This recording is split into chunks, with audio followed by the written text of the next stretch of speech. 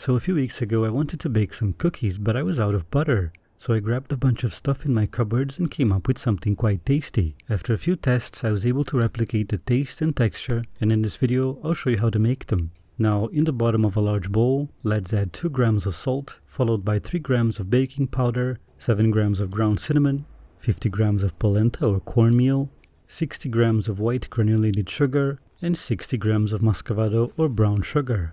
With that done, I like to mix everything, mostly to get rid of the muscovado sugar lumps and to combine everything up to this point. When everything has been mixed, I add 150 grams of whole wheat flour.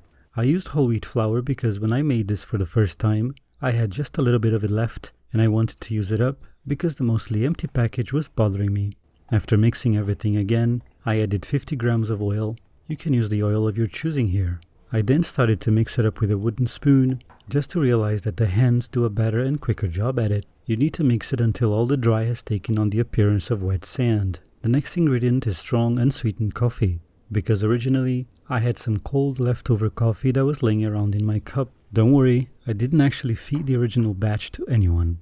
For the coffee, there's no set amount. You need to add as much as it takes in order for it to come together in a big lump like that. In being very original, I like to portion the cookies with an ice cream scoop. I'm placing the cookies in a greased baking sheet, but you can use parchment paper or something like that. Let me show you again how to scoop the cookies so that the video gets longer and may be picked up by the YouTube algorithm. You scoop the dough, mash it, then roll it into a ball, place it on the baking sheet and press it down for some reason. Some fleur du sel on top, and they get baked at 180 degrees Celsius 350 Fahrenheit until they get puffy like that. Allow them to cool for 5 minutes before moving them out of the tray because they are very soft at this stage. After the 5 minutes, transfer them onto a rag to cool down. Since there are no eggs in it, you don't need to worry too much about how long to cook them.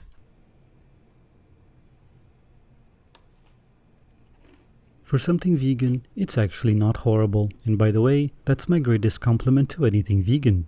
A friend of mine described them as having a cappuccino flavor. And I think he's right. If you change the coffee for orange juice and the cinnamon for orange zest, you will have a different cookie flavor.